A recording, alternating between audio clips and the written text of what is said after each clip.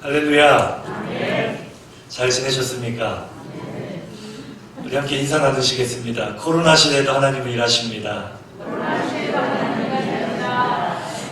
저희 아버지는 재밌으신가 봐요. 저는 쉬러 왔거든요. 모처럼 제가 원래 울산에 간 뒤로 명절에도 고향을 잘 안 왔어요. 교회가 수습하고 세워야 될 일들이 많아서 한 1년 반 정도, 2년 가까이 안 왔던 것 같아요. 부모님이 좀 서운해 하시는 것 같길래 제가 이제 명절 때는 장로님들도 다 고향 가시고 성도들도 고향 다녀오시고 제가 교회 지키겠습니다 해놓고 제가 일주일씩 일찍 옵니다.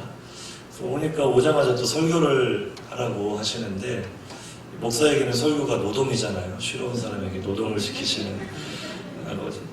사실은 참 부담스럽고 힘든 자리지만 자녀된 도리로 또 부모님께 할 수 있는 효도가 부모님이 원하시는 것을 해드리는 것이 아닌가. 또 저도 사랑하고 사모하는 송지동교회 성도들과 함께 은혜 나누는 것 하나님께서 주신 기회라 생각하고 함께 말씀의 은혜 받으시기를 주님의 이름으로 축복합니다. 인터넷에서 글을 하나 봤어요. 사진인데요. 아이 양 먹이는 꿀팁이라는 사진이 올라왔습니다. 혹시 화면에 보이시나요? 네, 자, 좀 흐린가요? 아이 눈에는 콜라캔만 보여요. 근데 그 뒤에 뭐가 감춰져 있죠? 약이 감춰져 있습니다. 아이는 콜라인 줄 알고 먹기는 먹는데 표정이 모든 것을 다 말해주고 있죠. 그래서 이 사진의 부제목은 세상에 믿을 사람 하나 없네 라는 제목입니다. 제가 이 일을 어제 겪었어요. 사실은 제가 김제로 바로 온 것이 아니라 막내 동생 의의의 호출을 받고 지금 세종으로 불려갔다가 지금 왔거든요. 아시는 분들도 계실 텐데 취업을 했대요. 그냥 계속 집에서 부모님 모시고 쉬고 있을 것이 왜 갑자기 취업을 했는지 멀리 세종으로 취업을 해서 빨리 오빠가 와서 도와줘야 될 것 같다는 거예요. 뭘 도와줄까 그랬더니 출퇴근하려면 중고차도 사야 되고 노트북도 새로 사서 해야 되고 하는데 아니 왜 바쁜 저도 자기처럼 한가한 줄 알았는지 저를 불러다 그걸 다 하라는 거예요. 그래서 제가 바쁘게 또 이것저것 해주면서 어제 밤 늦게까지 이 노트북에 필요한 프로그램들 설치해주면서 제가 야 출출하다 뭐 좀 먹게 사와라 제가 시켰어요. 그래서 제 마음에는 당연히 치킨 한 마리는 사주지 않을까 라는 기대를 가지고 있었는데 과자 한 봉지 던져주면서 먹어라 그러는 거예요. 정말 세상에 믿을 사람 하나도 없구나. 자기 말로는 오빠가 살찔까봐 그렇다고 하는데 네 그렇습니다. 세상에 믿을 사람 하나도 없는 것 같습니다. 오늘 본문은 무너져가는 예루살렘, 아직 예루살렘이 망하기까지는 시간은 좀 남아있지만 선지자들의 시계는 보통의 사람들과 좀 다르죠. 미리 앞서 보는 거예요. 하나님께서 이 유다 백성에 대한 진노가 극에 달하셨구나. 이제 곧 망하겠구나. 이사야와 미가는 동시대 사람이거든요. 그보다 이제 약간 더 후시대가 예레미야. 예레미야는 예루살렘 멸망을 봤죠. 그러니 이 미가는 예레미야보다는 앞시대 사람이기 때문에 자기 살아생전에 유다가 멸망하거나 예루살렘이 망하는 것을 본 것은 아닙니다. 하지만 선지자이기 때문에 하나님께서 미리 보여주셨기 때문에 미리 그 무너지는 모습을 바라보면서 탄식합니다. 그래서 우리가 성경을 보면 예레미야 애가라는 성경이 있죠. 이 성경은 무너진 예루살렘을 바라보며 슬피 우는 예레미야의 노래. 오늘 본문은 미가 애가라 할 수 있습니다. 미가의 슬픈 노래. 어쩌다가 유다가 이렇게 되었는가. 미가 선지자 당시 유다와 예루살렘은 한마디로 아무도 믿을 수 없는 불신의 사회였습니다. 제가 오늘 본문을 좀 준비를 했는데요. 제가 보고 있는 성경은 우리 성도님들이 보시는 것보다 조금 더 뒤에 번역된 개역 개정인데요. 오늘은 제가 준비한 말씀을 한번 읽어주시면 좀 도움이 될 것 같습니다. 함께 있습니다. 5절입니다. 너희는 이웃을 믿지 말며 친구를 의지하지 말며 내 품에 누운 여인에게라도 내 입의 문을 지킬지어다. 아멘. 이웃을 믿지 말아라. 친구도 의지하지 말아라. 심지어 내 옆에 누워있는 아내에게도 속마음을 털어놓고 입을 열어서는 안 된다. 그런 얘기 들어보셨어요? 요즘 사람들이 선호하는 상담자는 교회 목사님이 아니라 스님이나 신부님들이 더 인기 많다는 이야기 들어보셨나요? 이유가 뭘까요? 스님이나 신부님은 내 상담한 이야기를 한마디도 말할 사람이 없는데 목사님한테는 왠지 말하면 사모님하고 밤에 자다가 이야기할 것 같다는 거죠. 그래서 말하기가 어렵다. 저도 아내하고 속 이야기를 많이 나누는데 물론 상담하는 이야기는 하지 않지만 오늘 미가가 살던 시대는 아내에게도 속마음을 털어놓을 수 없는 철저한 불신의 사회. 마치 북한 사회 같다는 생각 들지 않으십니까? 제가 북한 선교하시는 그 선교사님께 그런 이야기를 들었어요. 북한 사회는 왜 저렇게 3대 세습 독재를 하고 저렇게 국민들이 살기 힘든 사회인데도 우리나라처럼, 우리나라도 예전에 독재가 있고 군사 쿠데타가 일어났을 때 많은 국민들이 일어나서 민주화 운동을 하고 이랬었잖아요. 근데 왜 북한에는 그런 일들이 일어나지 않는가? 선교사님 말씀하시기를 북한은 철저한 감시 사회이기 때문에 서로가 서로를 감시한다는 거죠. 근데 이것이 가족들 간에도 정말 가슴 아픈 이야기를 들었어요. 노년의 아버지가 임종을 맞으셨어요. 그래서 가족들이 다 앉아 있어서 임종을 맞는데 그 마지막 숨을 거두면서 그 노년의 아버지가 아들의 손을 꼭 붙잡고 눈물을 흘리면서 이런 이야기를 합니다. 아들아, 내가 마지막으로 너에게 고백할 것이 있는데 나는 사실 예수 믿는 그리스도입니다. 너 예수 믿어야 된다. 예수 믿고 구원받아야 된다. 왜 이 말을 죽기 직전에 할 수 있을까요?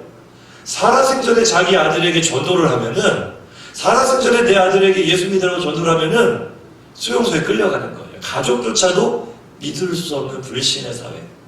그런데 더 기가 막힌 것은 그 아들이 아버지의 손을 맞잡고 똑같이 뜨거운 눈물을 흘리면서 하는 말이 아버지, 저도 사실 예수 믿어요. 이게 북한 사회예요. 서로 얼굴을 맞대고 살아가는 가족들도 내가 예수 믿는다는 사실을 공개하지 못하고 전도하지 못하는 철저한 불신의 사회. 미가 시대의 유다가 그런 사회였다는 거죠. 그런데 오늘 보면은 우리 대한민국도 점점 그런 사회로 가고 있는 것은 아닌가? 불신의 사회로 가고 있지는 않은가? 어떠십니까? 정부가 백신을 다 확보를 해서 이제 접종을 시작하게 한다는데 국민들의 반응이 시큰둥합니다. 믿음이 가지 않아요. 믿지 않는 국민들도 많이 있어요. 정말 그 효과를 믿을 수 있느냐? 백신 맞으면 정말 코로나가 끝날 수 있느냐? 국가가 노후를 보장해 주겠다고 연금을 걷어갑니다. 직장인들은 원천 징수로 떼어가요. 그런데 저희 세대만 하더라도요, 믿지 않습니다. 우리가 노년이 됐을 때 국가로부터 연금을 돌려받을 것이라고 믿지 않아요. 국가가 믿음을 주지 못하는. 요즘 얼마나 기가 막힌 사건들이 많습니까? 위탁모가 아이를 받아서 어느 집으로 입양을 보내야 될까 기도하면서 잘 양육을 하다가 그래도 엄마도 목사님 딸이고 아빠도 목사님 아들이고 목회자 가정의 집으로 입양을 보내면 참 아이가 행복하겠다 싶어서 입양을 보냈더니 그 아이를 학대하고 죽음에 이르게 해서 전 사회가 발칵 뒤집힌 일들이 불과 얼마 전에 일어났잖아요. 누구를 믿을 수 있습니까? 누구를? 아이를 위탁해주는 입양기관도 믿을 수가 없고 목회자 가정도 믿을 수가 없고 정치인을 믿을 수 없어요. 선생님을 믿을 수 없어요. 종교 지도자도 믿지 못하고 심지어 가족까지도 믿을 수 없는 이런 비참한 불신의 사회. 미가 시대의 유다가 그랬다는 거예요. 오늘 보면 6절 화면 보시면서 한번 읽어보시죠. 시작. 아들이 아버지를 멸시하며 딸이 어머니를 대적하며 며느리가 시어머니를 대적하리니 사람의 원수가 곧 자기의 집안 사람이로다. 어떻게 살겠습니까? 아버지와 아들이 서로 원수가 되고 딸과 엄마가, 며느리와 시어머니가 서로 이렇게 믿지 못하고 싸우는 이런 시대. 어쩌다가 유다는 하나님의 나라라 말하고 하나님의 백성이라 말하는 유다는 어쩌다가 이런 지경이 되었을까? 우리 사회는 어쩌다가 불신의 사회가 되어가고 있을까? 오늘 본문이 말해줍니다. 2절 하반절 이하 말씀입니다. 시작. 무리가 다 피를 흘리려고 왜곡하며 각기 그물로 형제를 잡으려 하고 두 손으로 악을 부지런히 행하는도다. 오늘날 사람들을 보면요, 자기가 원하는 것을 위해서라면 못할 일이 없어요. 수단과 방법을 가리지 않죠. 다른 사람이 그로 말미암아 어떠한 피눈물을 흘리든 어떠한 손해를 입고 얼마나 큰 고통을 당하든 그 신경 쓰지 않습니다. 나만 아니면 돼, 이런 생각을 가지고 두 손으로 부지런히 악을 행한다. 이기심과 자기 욕망에 사로잡혀 있을 때 많은 사람들이 각기 자기의 이기심과 욕망으로 살아갈 때 그 사회는 저주받은 사회가 될 수밖에 없다는 거죠. 재미있는 뉴스 통계를 봤습니다. 대한민국 사람들, 범법자들의 통계를 내봤더니 가장 많은 범죄의 유형, 우리나라에 가장 많은 범죄의 유형이 사기죄라고 해요. 사기죄. 사기. 저도 지금 저희 교회 권사님 가정 정말 아픈 마음으로 기도하는 가정이 있는데요. 이 양산에서 울산으로 이사를 오셨어요. 그래서 어느 교회를 갈까 찾다 이제 저희 교회에 정착을 하게 되셨는데, 권사님이 참 너무 순수하고 착하신데, 공인중개사에 전셋집을 알아보려고 앉아있는데, 그 공인중개사가 아니라 그 아파트 주민이, 우리 집 지금 비었다고, 내가 소유하고 있는 집에 전세를 싸게 내줄 테니까 가자고 손을 붙잡고 가서 이래저래 계약을 맺었는데요. 믿을 수 있어 보였어요. 왜냐면은 예를 들어 그 아파트가 뭐 101동 701호에 세를 내줬다면은 그 주인이 바로 801호에 살아요. 위층에 바로 살아요. 그러니 여기 사는 사람이 자기가 아파트가 두 채가 있고 세 채가 있어 세를 내주면서 설마 사기를 치겠냐 싶어서 계약을 결국했는데, 저는 세상에 그렇게 악한 사람이 있는지 몰랐어요. 어떻게 기가 막히게 이 사람을 구워 삶아서 가끔 뭘 해야 되니까 명의를 좀 바꿔달라 어쩌다 해가지고 결과적으로는 지금 그 전세금 다 날리게 생겼어요. 보증보험에서 도와줄 수 없다 그러고, 법무사가 봐도 이건 어렵다 그러고, 그런데 보면은 너무 기가 막히고 억울하거든요. 우리 권사님은 잘못한 게 아무것도 없어. 그냥 그 사람 말만 믿고 전세금 은행에 대출 받아서 줬는데, 이 사람이 뭘 하여튼 사업을 어떻게 했는지 막 복잡하게 이 채무 관계를 해서 이 집이 경매로 넘어가게 되고, 그 경매로 넘어가지면 자기가 또 샀어요. 저 진짜 세상에 희한한 사람 많더라고요. 제가 인생을 많이 산 건 아니지만, 아니 그거 경매로 자기가 살 돈 있으면 지금 피해를 보고 있는 자기 세입자에게 전세금 돌려줘서 이렇게 해야 그게 우리 정상적인 사람의 양심 아닙니까? 어떻게 사람이 그 바로 아래 위층에 살면서도 이게 말도 안 통하고요. 제가 너무나 화가 나가지고 어떻게 이건 법적으로 고소를 해야 되지 않습니까? 해도요, 법대로 하자고 그냥 내내미는데요. 기가 막혀요, 기가 막혀요. 세상에 악한 사람 많습니다. 우리가 몰라서 그렇지, 어떻게 그렇게 다른 사람 눈에 피눈물 흘리게 하면서 자기 배를 불리는 그렇게 악한 사람이 그렇게 많은지 우리는 이해할 수가 없어요. 그런데 사회가 병들게 되면은요, 점점 그렇게 된다는 거예요. 우리 안에는 그런 이기심이 있지 않습니까? 우리가 그렇게까지 나쁘게 범죄를 하지는 않는다 할지라도 내 안에 있는 작은 이기심, 다른 사람이 어떻게 되든 말든 나만 잘 되면 된다는 그런 욕망의 마음들이 사회를 점점 더 병들게 할 수 있다는 사실 기억하셔야 됩니다. 그런데 이 병든 사회에 또 하나의 특징이 있는데요. 3절 하반절 이하 말씀 한번 보실까요? 시작. 그 지도자와 재판관은 뇌물을 구하며 권세자는 자기 마음의 욕심을 말하며 그들이 서로 결합하니 그들의 가장 선한 자라도 가시 같고 가장 정직한 자라도 찔레 울타리보다 더하도다. 아멘. 가장 선하고 정직한 자들도 얼마나 가시 같고 찔레 같은지 말조차 제대로 하기가 어려운 너무나 날카로운 이런 사회가 되는데, 그 원인이 어디 있습니까? 지도자들부터. 병든 사회의 가장 두드러지는 특징은요, 권력을 잡고 있는 지도자들이 타락하는 거예요. 지도자들이 뇌물을 구하고요, 자기 마음의 욕심을 따라서 서로 결탁을 할 때 지도자의 죄가 모든 국민들에게로 전염병처럼 옮겨가게 되는 그런 현상. 오늘 우리의 사회는 어떻습니까? 우리의 사회는 이런 모습 아닙니까? 불의함이 가득한 지도자들로부터 고위 공무원으로부터 말단 공무원에 이르기까지 전부 다 이기심으로만 똘똘 뭉쳐있는 그런 사회, 우리의 모습은 아닙니까? 그 결국이 어떻다라고 성경이 말하죠? 미가 7장 4절 하반절입니다. 시작. 그들의 파수꾼들의 날, 곧 그들 가운데 형벌의 날이 임하였으니 이제는 그들이 요란하리이다. 결국 하나님이 세우신 나라, 하나님의 백성이라 할지라도 그들이 각기 두 손으로 부지런히 악을 행하며 자기 이기심과 욕망을 따라 살아갈 때 그들의 결국은 형벌이다, 심판이다, 재앙이다. 이미 말씀하셨고, 미가 이후 시대에 정말로 유다와 예루살렘은 멸망을 당했습니다. 그렇다면 우리 사회는 어떻습니까? 지금도 제 앞에도 지금 아크릴이 막아져 있어요. 참 좋네요. 저희 교회는 이런 거 없는데 저는 믿음이 좋아서 그냥 설치하지 않고 하고 있는데, 사실 요즘 설교자들이 마스크 쓰지 않고 설교하는 것도 문제가 된다 그래요. 그래서 저도 고민하고 있습니다만, 성도님들 다 마스크 쓰고 저를 보고 계시고, 제가 그래도 지금은 대면 예배를 드려서 감사한데 4주 정도 대면 예배를 못 드렸잖아요. 저희 교회는 방송 설비 이런 게 잘 돼 있음에도 불구하고 너무 마음이 힘들었어요. 이 주일마다 성도의 교제라는 것, 별다른 교제가 없어도 식사를 하지 않아도 저희 교회는요 2월달 작년 2월에 코로나 터진 이후로 그 뒤로 한 번도 점심 식사를 교회에서 하지 않았어요. 제가 나이는 젊지만 굉장히 신중한 성격이라서 저희 교회도 이 노년층들이 많이 계시거든요. 그래서 혹시라도 우리 권사님들 집사님들의 건강이 악화될까 우려가 돼서 아예 식사를 하지 않고요. 아예 저는 물 들어온 김에 노젓자 싶어가지고 저는 사실 저녁 예배를 선호하거든요. 원래 선교사님들이 우리나라에 가르쳐주신 주일 성수의 전통이 석양 예배, 저녁 예배였어요. 그래서 이 저녁 예배 그냥 드립시다. 제가 당해가지고요.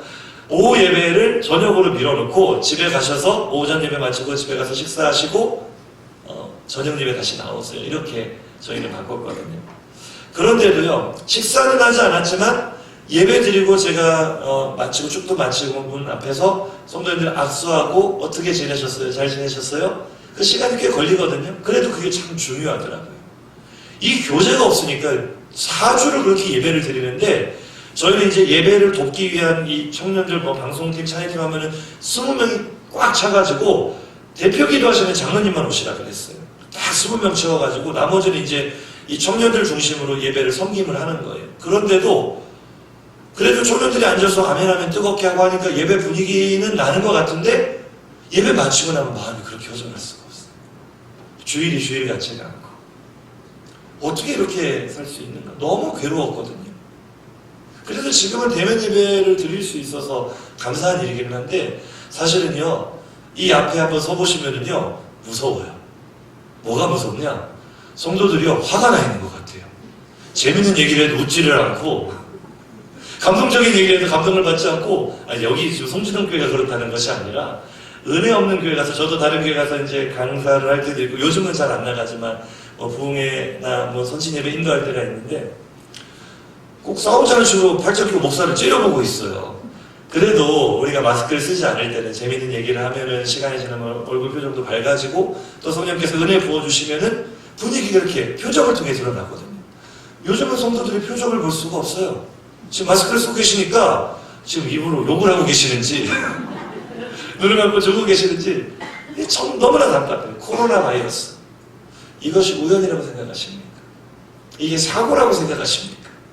저는요 하나님의 경고라고 생각합니다. 오늘 미가가 바라보았던 형벌의 날이라고 저는 생각합니다.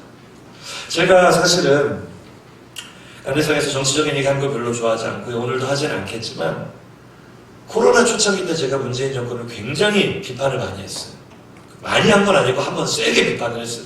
왜냐면 너무너무 참을 수가 없었는데 커피숍, 식당, 학원, 심지어 절이나 성당까지도 가만히 놔두면서 교회만 예배드리지 말아라. 그때 신천지한자 문제 생겼을 때 있었잖아요. 지금 머리끝까지 화가 나서 이건 악한 권력이다. 하나님께 예배하는 모임을 금지하다. 이건 있을 수가 없는 거다. 정치가 아니라 이것은 복음의 문제다. 차라리 지금처럼 전 사회적으로 우리가 지금 어려우니까 우리가 사회적으로 거리두기를 합시다. 교회도 예배가 될 수 없고 성당이나 절이나 모든 사업장도 예배가 될 수 없습니다. 우리는 사회적 책임을 다하는 사람들이고 상식이 통하는 사람이기 때문에 그렇게 사회적으로 우리에게 양해를 구하고 그렇게 합시다 하면 그 따르지 않을 교회가 어디 있겠어요. 근데 초창기 때 기억하시죠? 다 문 열어놓고 지하철 버스 사람들 미어 터지는데 교회만 문 닫아라 했던 거 기억나시죠? 엄청나게 제가 화가 많이 났어요. 그래서 이거는 아니다. 이거 목숨 걸고 싸워야 된다. 근데 지금은 안 그렇습니다. 지금은 우리가 이 소나기가 지나가기를 기다려요. 괴롭지만 힘들지만 이건 고통을 분담하는 차원이거든요. 그런데 그 초창기부터 제가 일관되게 느끼고 있는 이제 저의 개인적인 영적인 감각이고 저의 기도의 제목이겠지만 저는 예레미야 선지자가 끓는 가마가 기울어지는 그 환상을 봤던 것과 같은 느낌을 지금 받고 있어요. 지금 대한민국 사회가 심각하게 망해가고 있구나.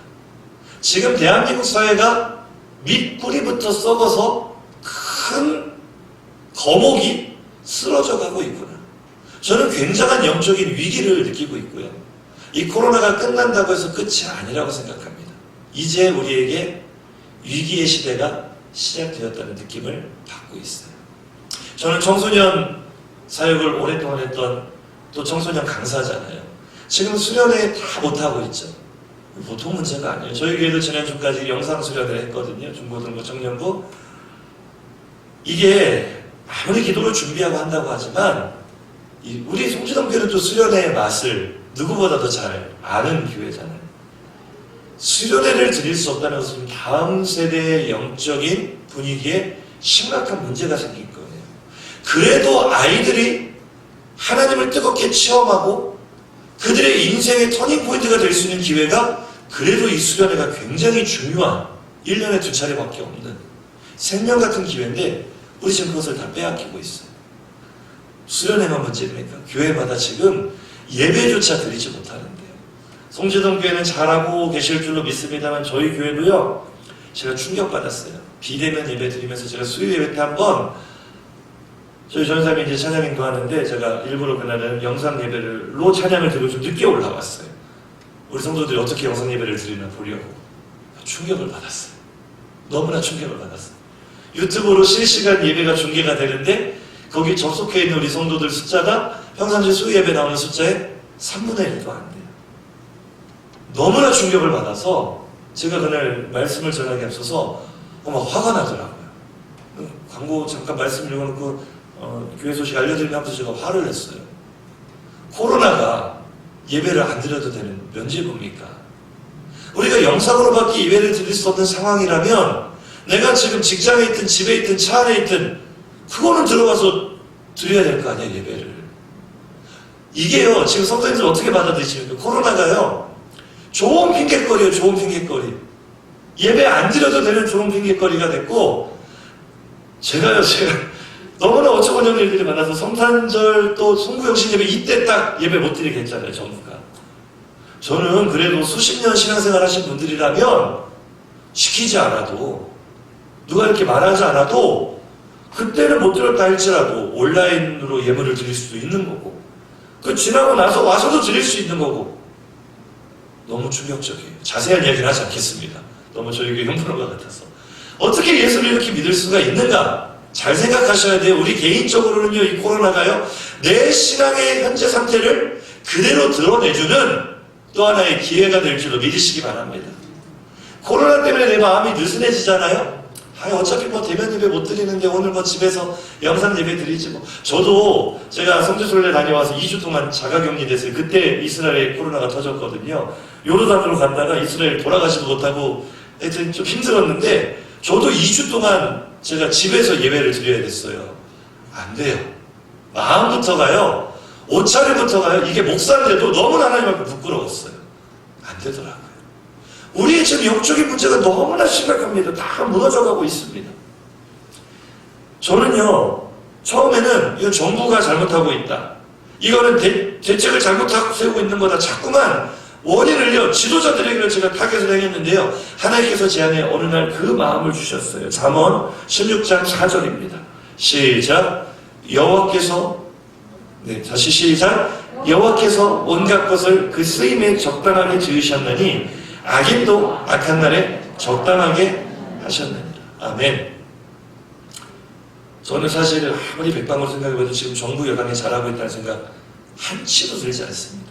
제가 뭐 전라도 사람이고 뭐 이걸 다 떠나서 정말 잘못하면서 특별히 교회에 대한 태도를 보면은요, 저는 지금 노예 시찰에서도 임원이기 때문에 이렇게 듣는 이야기들이 많거든요. 제가 직접 경험할 때도 있고 얼마나 공무원들이 고압적인 자세로 교회를 우습게 여기는지 몰라요.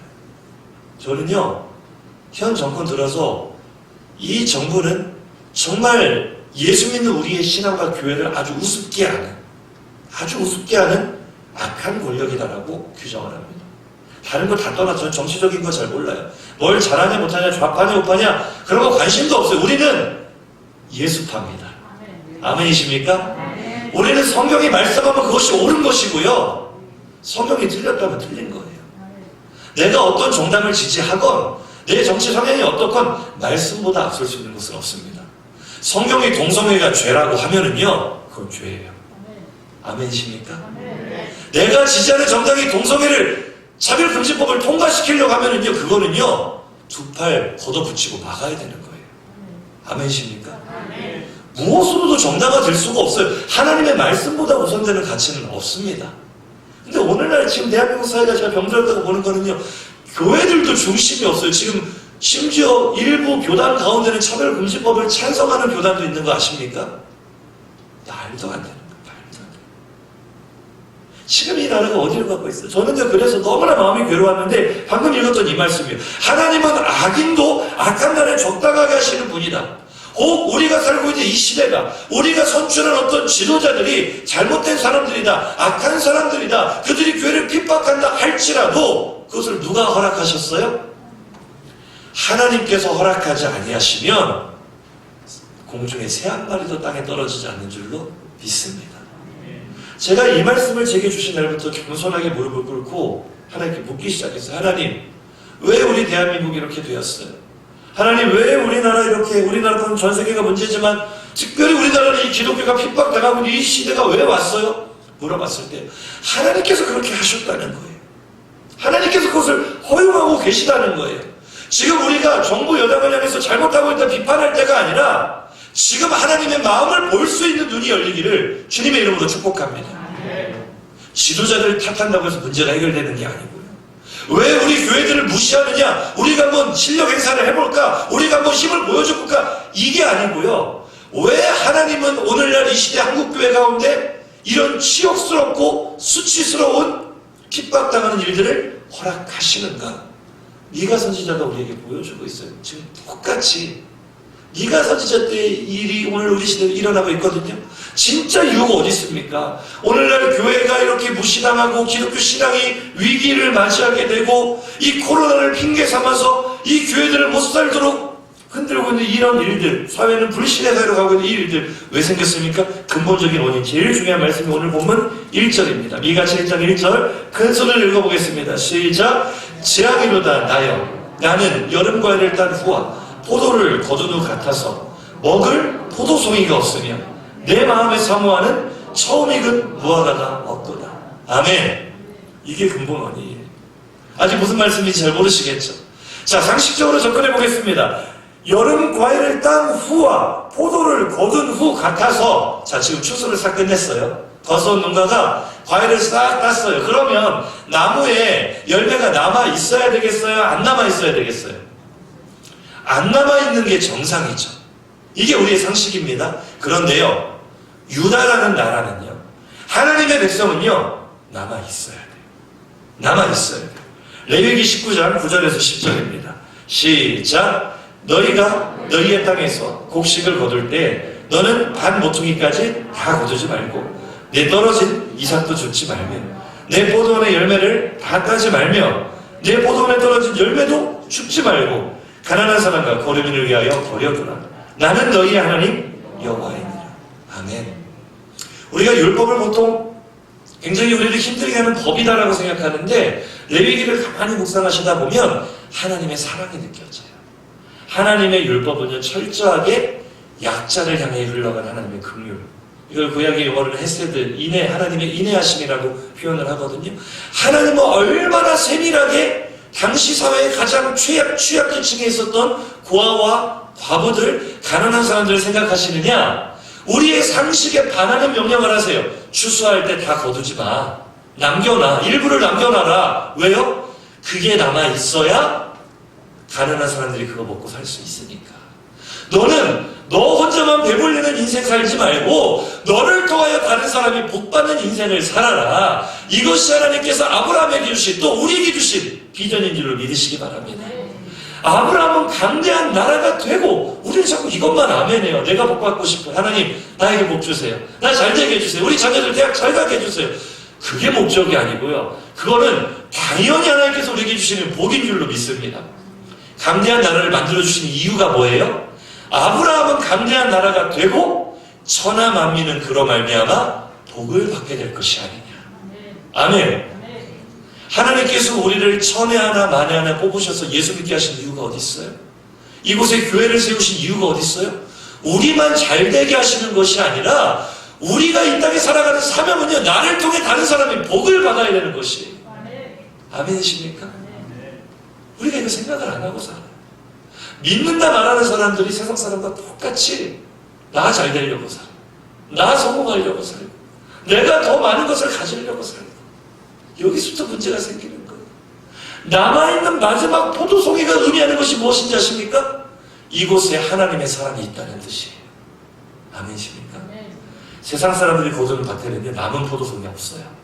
싹 긁어갑니다. 내가 먹어야 되니까. 내 배를 불려야 되니까. 하지만 하나님의 백성이 사는 곳에는요, 추수가 끝났어도 반드시 남아있는 포도송이가 있는 줄로 믿습니다. 아멘이십니까? 그 다음에요, 1절 다시 한번 보시면, 처음 익은 무화과가 없도다. 처음 익은 무화과. 하나님은 이스라엘을 향해, 우리를 향해 이렇게 말씀하세요. 출애굽기 4장 22절 시작. 너는 바로에게 이르기를 여호와의 말씀에 이스라엘은 내 아들 내 장자라. 아멘. 이거는 하나님의 자존심 선포예요. 모세를 통해 애굽의 바로에게 내 백성을 끌어내라 말할 때 왜 이 백성이 애굽에서 나와야 되는가? 이스라엘은 내 아들이야. 내 큰아들이야. 너 건드리지 마. 내 아들 건드리지 마. 아브라함의 자손 이스라엘, 오늘날의 우리들 교회는 하나님께서 가장 귀하게 여기시는 첫 열매, 처음 것, 첫 아들, 하나님의 아들들인 줄로 믿으시기 바랍니다. 교회를 향한 하나님의 자존심이 얼마나 대단한지 아십니까? 그런데 오늘 화로다 나여 하고 외치는 미가의 이 외침은요, 여기서 말하는 나는 유다예요. 예루살렘이에요. 지금 미가가 시인이 되어서 예루살렘과 유다라는 대상을 의인화시키고 있어요. 예루살렘과 유다는 지금 재앙을 받았다, 화를 당했다. 왜 그렇게 되었느냐? 지도자와 문제가 아니라, 백성들의 문제가 아니라, 처음 익은 무화과가 없고 마지막 남아있어야 될 포도송이가 없기 때문에 재앙을 당했다. 조금씩 우리 시대로 한번 적용을 해볼까요? 왜 오늘 우리가 코로나로 고통을 당하고 있습니까? 왜 한국교회가 신앙생활을 마음껏 하지 못하게 하는 위기에 직면해 있습니까? 대통령의 문제일까요? 지도자들의 문제일까요? 그게 아니라 우리가 마지막 포도송이가 되지 못하고, 우리가 첫 무화과가 되지 못하고 예수님의 말씀 그대로 가고 있어요. 소금이 만일 그 맛을 잃으면 무엇으로 짜게 하리요? 다만 아무 쓸데없어 밖에 버리워 사람들에게 밟힐 뿐이니라. 지금 한국 교회가, 우리들이 세상 사람들에게 밟히고 있다는 거 안 느껴지십니까? 매일매일 밟히고 있다는 거 안 느껴지십니까? 왜요? 대통령이 문제예요? 지도자들이 문제예요? 우리가 교회답지 못했기 때문에, 우리가 하나님의 백성답지 못했기 때문에, 세상 사람이 어떻게 살든지 간에 우리는 마지막 포도송이가 되었어야만 합니다. 아멘이십니까? 세상 사람들이 어떻게 살든지 간에 우리는 첫 무화과 열매가 되어야만 해요. 그것이 우리를 십자가에서 구원하신 예수 그리스도의 목적이 바로 그거예요. 우리를 하나님의 백성 삼아서, 우리를 하나님의 자녀 삼아서 우리로 말미암아 다른 영혼을 구원하시려고, 우리에게 복을 주시고 다른 영혼에게 복을 이어받게 하시려고. 이러시면 아멘 하시기 바랍니다. 미가가 바라보는 진단은 정확합니다. 이어지는 말씀 2절 상반절입니다. 시작. 경건한 자가 세상에서 끊어졌고 정직한 자가 사람들 가운데 없도다. 아멘. 여기서 말하는 경건한 자와 정직한 자가 바로 앞절에 말하는 마지막 남은 포도송이와 첫 무화과를 의미하는 거예요. 왜 대한민국 사회가 지금 불신의 사회로 가고 있습니까? 왜 한국교회가 무너져가고 있습니까? 이 땅의 성도가 끊어졌기 때문이라는 거예요. 이 땅에 예수 믿는 사람다운 사람이 없어졌기 때문이라는 거예요. 이 땅에 교회다운 교회가 없어졌기 때문에 지금 우리에게 이런 재앙이 닥쳤다는 거예요. 그런데도 아직도 우리가 정신을 차리지 못하고 세상 탓만 하고 있어요. 지도자 탓만 하고 있어요. 중국 탓만 하고 있어요. 그런다고 뭐가 해결이 됩니까? 이 코로나요? 다른 게 문제가 아닙니다. 우리가 다시 한번 하나님 앞에 겸비하고 회개하고 우리가 다시 새롭게 될 때, 우리가 하나님 앞에 다시 한번 개혁될 때, 코로나뿐만이 아니라 지금 한국교회를 짓누르고 있는 어둠의 영적 세력이 떠나갈 줄로 믿으시기 바랍니다. 한 나라나 민족이 망하는 원인을 우리는 사회가 악해졌기 때문이다라고 생각을 하거든요. 세상에 죄인과 악인들이 많아졌기 때문에, 민도가 낮아졌기 때문에 그 사회가 망한다라고 생각하기가 쉬운데요. 성경이 진단하는 것은 전혀 다릅니다. 예레미야 5장 1절입니다. 시작. 너희는 예루살렘 거리로 빨리 다니며 그 넓은 거리에서 찾아보고 알라. 너희가 만일 정의를 행하며 진리를 구하는 자를 한 사람이라도 찾으면 내가 이 성읍을 용서하리라. 아멘.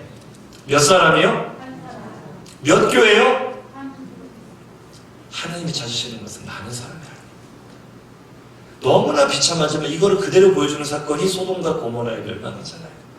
의인 10명이 없어서 망했다고 하죠.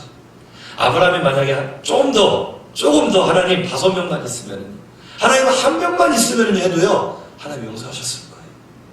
나라나 민족이 망하는 것은 한 사람이었기 때문에 망해요. 어떤 사람? 마지막 포도송이가 될 한 사람. 첫 무화가 될 한 사람. 세상이 어떠하든지 사람들이 어떠하든지 나만큼은 하나님의 말씀을 따라, 하나님의 비전을 따라 세상과 다른 방법으로 살아가겠다 외치는 한 사람이 없기 때문에 그 사회가 망한다는 거예요. 에스겔도 똑같은 얘기를 하거든요. 22장 30절 31절 시작. 이 땅을 위하여 성을 쌓으며 성 무너진 데를 막아서서 나로 하여금 멸하지 못하게 할 사람을 내가 그 가운데서 찾다가 찾지 못하였으므로 내가 내 분노를 그들 위에 쏟으며 내 진노의 돌로 멸하여 그들 행위대로 그들 머리에 보응하였느니라. 주 여호와의 말씀입니다. 아멘. 제가 수련회 때도 전했던 말씀인데요, 우리는 성 무너진 데를 막아설 사람이 돼야 됩니다. 한국 교회가 무너지고 있습니까? 흔들리고 있습니까? 한국 사회가 불신의 사회로 지금 무너지고 있습니까? 그 무너진 자리를 막아설 한 사람만 있으면, 그 무너진 자리를 막아설 한 교회만 있으면 하나님께서 이 땅을 향한 심판을 잠시 유예해 주실 수 있다는 거예요. 그 한 사람 때문에, 그 한 교회 때문에 그 시기가 늦춰질 수 있고 하나님의 마음을 돌이키실 수 있다는 거. 우리가 그 한 사람 되기를 주님의 이름으로 축복합니다. 장정훈 목사가 올해부터 새로남 교회에 부임을 해서 지금 사역을 하고 있어요. 이번 주 수련회 한다고 하더라고요. 큰 교회죠. 부목사가 뭐 한 30명이 넘는다고 합니다.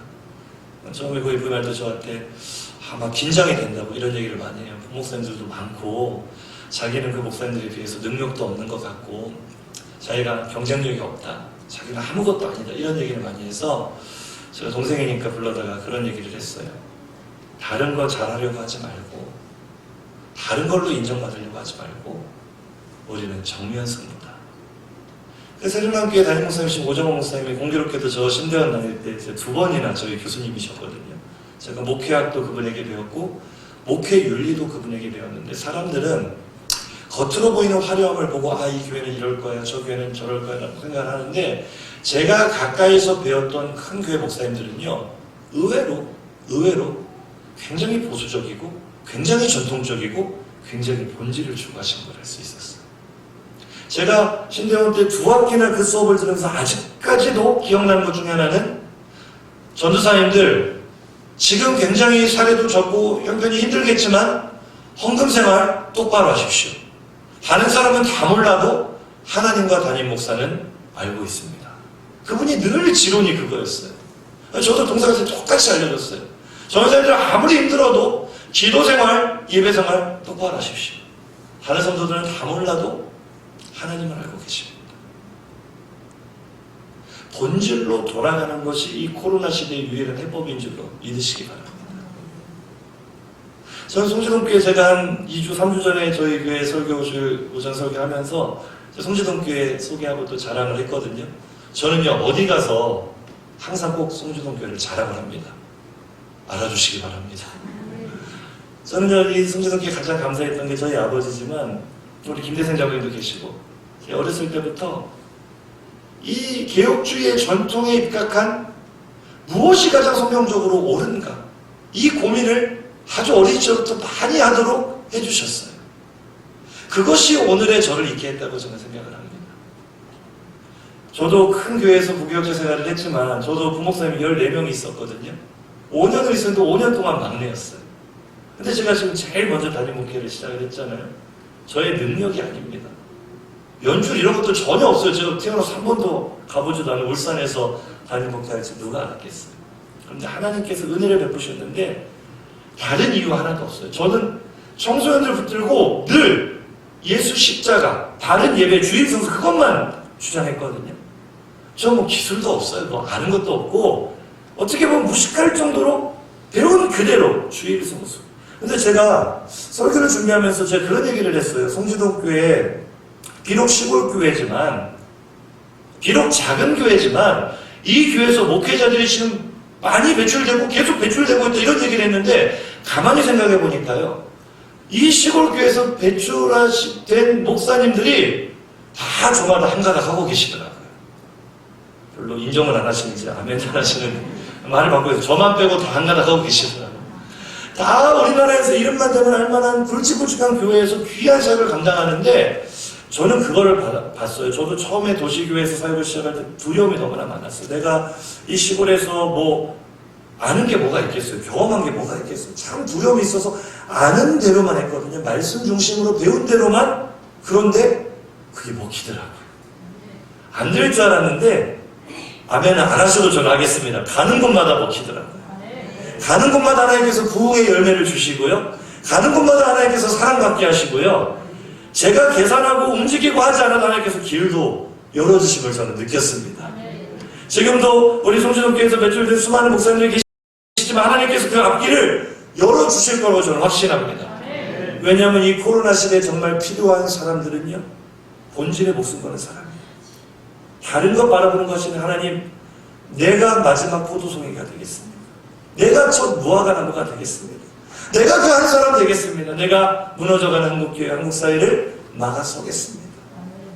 저는 송시동교회가 계속해서 그런 사역에 힘써주시기를 주님의 이름으로 부탁드립니다.